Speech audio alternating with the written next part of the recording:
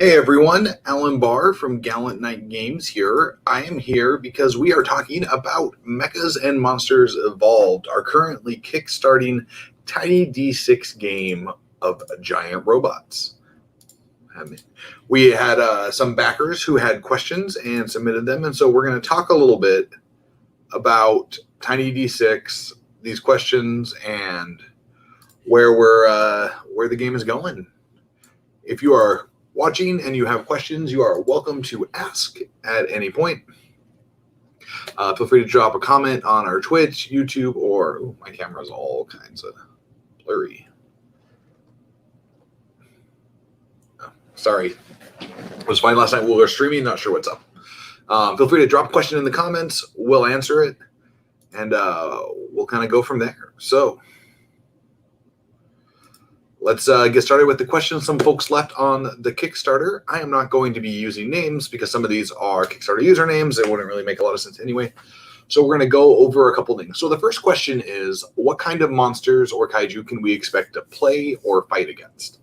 Well, that depends on what you build. So the game doesn't present a bestiary. Instead, what it presents is options for building kaiju and building mecha.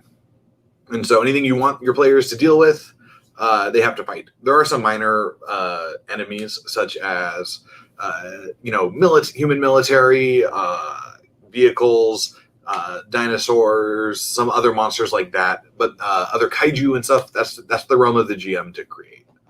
And so really you're limited only by your imagination and what you want to build. So we had a question. Somebody wanted us to walk through character creation. So I'm going to kind of give a really brief overview and rundown of how character creation works in Mechas and Monsters Evolved. So the first step is they're separate. They are the same, but they are used different terms for mechas versus kaiju. So for mechas, we have what's called a chassis, which represents your baseline build. For kaiju, we have what's called an evolution. Again, represents your baseline. Both of these things come with your health, and then they come with either fuel in the case of a mecha or energy in the case of a kaiju. They do the same thing, just different terms, because fuel wouldn't really make sense, but vice versa. And then each chassis or evolution comes with one chassis, or bioform comes with one system or evolution, and these are special abilities that are related to the chassis or bioform you've chosen. From there, each chassis or bioform gives you directions on how many choices you get from the various categories.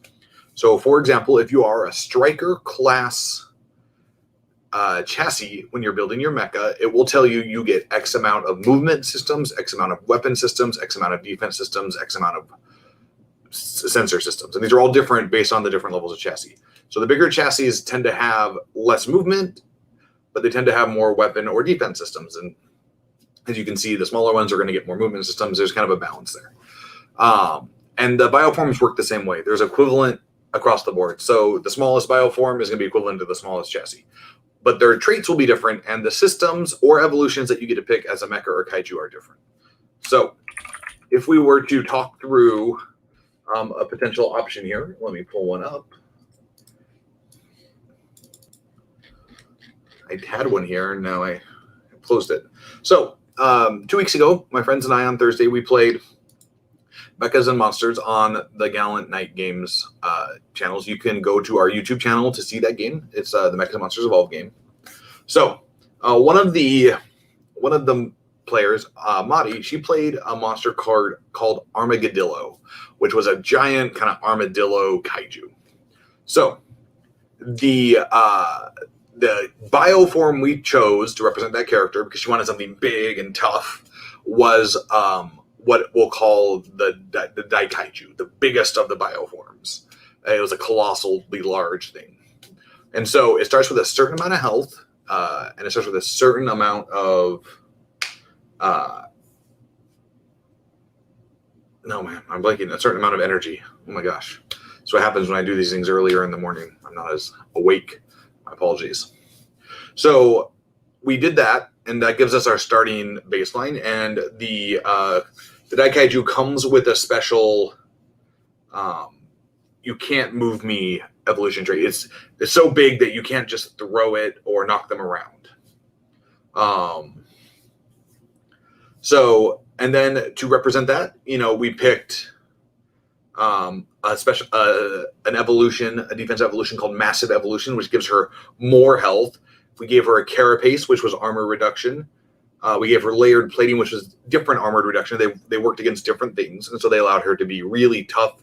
And then we gave her two weapon evolutions, a Vicious Chomp and Massive Sinews, which allowed her to make big attacks.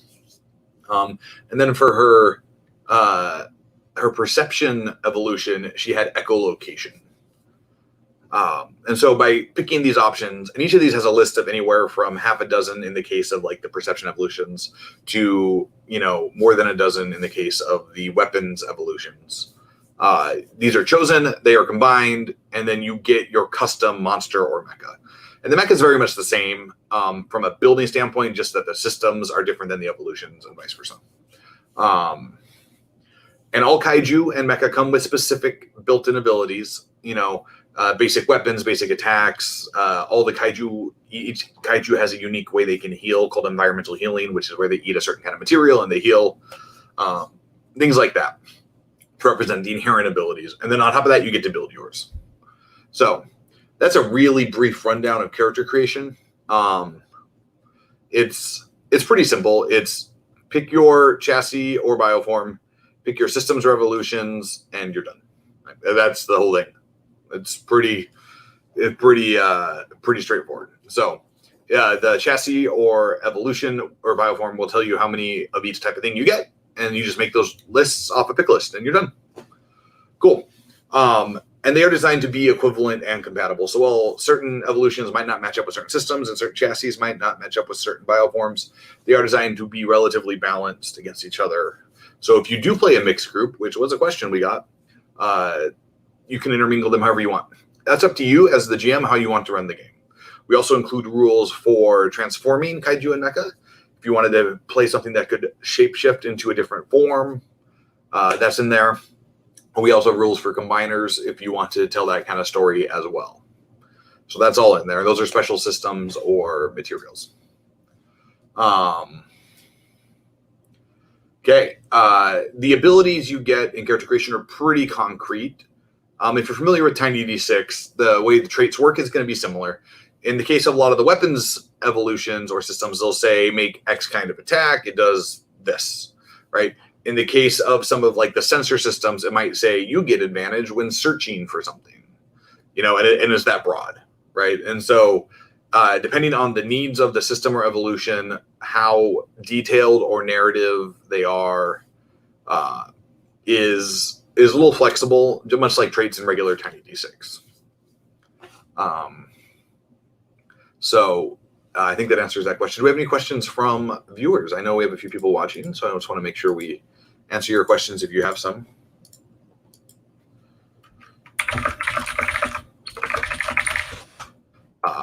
And we'll go from there. So one other question we got is a demo of a combat scene. So the best way to see that is going to be to watch the actual play we did.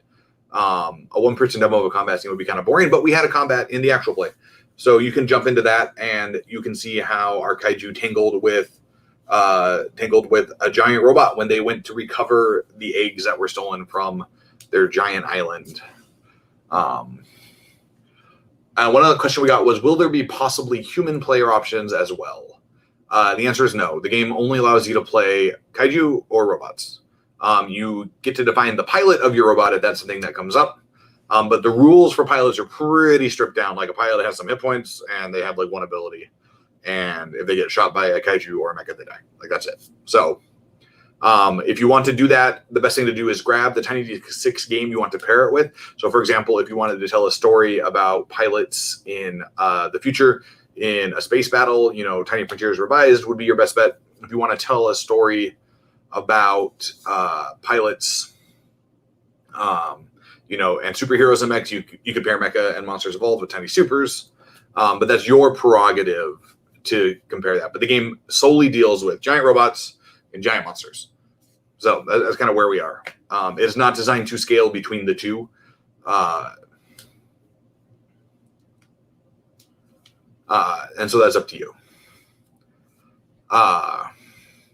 So we got a question from Jeff Zitomer. I hope I said that right. I apologize if I didn't, Jeff. That's a big question, so I got to sit up. In the different Kaiju Eiga, there are a variety of plot lines, Interpol, corporate greed, etc., that run parallel to the battles. Is there any way to simulate this? That would be on the game master or narrator to structure the campaign that way. The pre-built campaign we have in the book written by Senfung Lim and Banana Chan does have some of those parallels in there. But if you wanted to create your own campaign, it would be up to you to simulate that.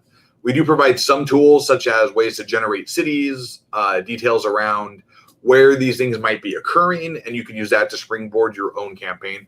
But, we don't provide specific, like a plot outline that you can follow for, corporate greed versus Interpol versus environmental concerns. Those are going to be on the GM to sort of structure that game how they want. That being said, we do tie things in. For example, like I said, Kaiju have ways to heal from environmental effects. Fuel and things are a thing that mechas need to be concerned with. So there are some levers you can pull that will allow you to kind of play with those rules and those themes around there in the game. So I hope that answers your question, Jeff. Do we have any more questions from the viewers? I've gone over all the questions we got in the Discord and Facebook group and the Kickstarter. So if you've got more, fire them at me. Because we've got limited time. The campaign closes in a few days. So if you want to get in on this, now's the time. Will there be any details on the types of buildings and structures? Jeff asks. Yes and no. So Tiny D6 is a minimalist system. So extensive lists and or rules for these things are not going to be in there. It's definitely the kind of game that encourages the GM to make a ruling and to respond to player creativity rather than respond to a list of codified mechanical applications. That said, we do have both a city terrain generator as well as like I said, a city and location generator. And some of them do have rules. For example, if you throw a monster through a building with a giant spire on top, it can do extra damage. If you throw them into a power plant, that does a thing. And so there is this random city and structure kind of generator and table that you can use. But, if something can be climbed, well, that's up to the GM. That's up for them to decide. But there are, tools that will allow you to, I want to reach down and pick up a boat and swing it into a kaiju. Well, there's a rule for that, if you need that. But is the boat there? Is it going to fall apart after one? That's kind of on the GM to decide how they want to rule those things. Like, for those unfamiliar with Tiny D6, because it's a minimalist rule set, our goal is to strip the game down to the barest levels. And that leaves, a foundational set of rules that are designed for you to build upon and to iterate above so the game is unique at your table. And so our goal is to give you the very baseline tools we can to emulate the genre and let you kind of do your own thing after that. Cool. That's all the pending questions and all the questions we got via the Facebook group. We're getting the last art in. We funded. We're going to be making the whole book. The writers are tackling their micro settings that will be included in the book. We've got a variety of both mecha themed micro settings as well as kaiju themed micro settings that GMs can use to leverage their own campaigns and use kind of as an inspirational leaping board, that's not even a thing, like a springboard into their own campaigns and stories and story structures. These Q&As where it's just me talking at a screen are really hard. They're not my skill set, so I apologize for the kind of the cluttered back and forth of this. It's not a thing I am naturally good at.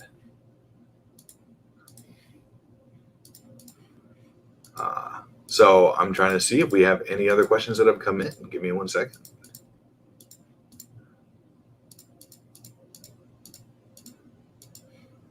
I haven't gotten any other questions, and we don't have any more on the Kickstarter, Discord, or Facebook group.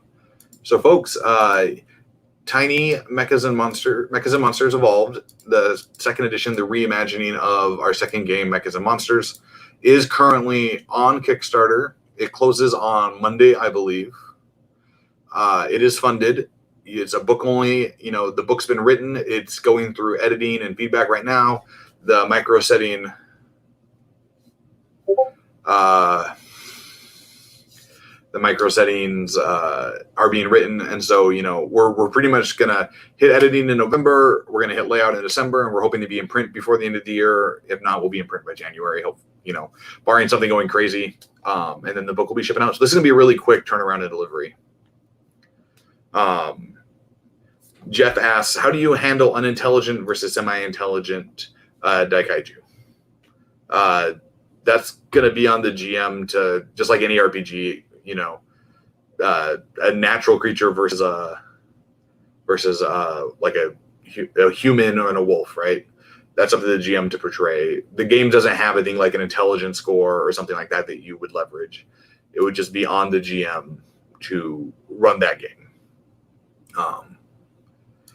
The game is kind of defaults to the assumption that if you are playing a group of kaiju, you're sort of emulating that Toho era Monster Island kind of Son of Godzilla vibe, where there's a bunch of these kaiju. They all can communicate despite their differences, and they all kind of get into these kaiju-esque hijinks together. And so the default presentation is going to be like that.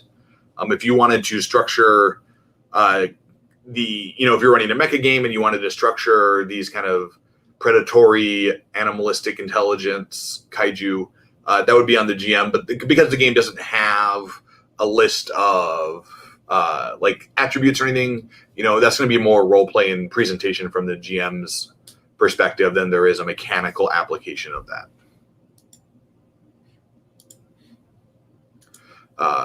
Lost Blade asked, when am I going fully bald? Join us on the bald side. Well, I mean, slowly but surely, I am working my way there for you, I suppose. Thanks for bringing that up. That's awesome. Great. It's actually the first time I've grown my hair out this far in about 2 years. So we'll get there eventually. I'm just trying to postpone the inevitable, I suppose. All right. I think that's it for questions we've gotten. Folks, if you have more questions, you can hang out in the Gallant Night Games Discord. You can ask questions there. I'm pretty active. I will try to respond quickly. If you are back in the Kickstarter, you can ask a question there. I will try to respond pretty quickly. And Mechas and Monsters Evolved is funded. It is going to come out soon. All the art is in except for the last 2 pieces, which I just got one today, so I'm excited to preview that soon. And we're excited to have you on board for the ride if you're there. We'll talk to you. We'll talk to y'all soon, and hopefully we'll see you on the Kickstarter page. All right. Bye.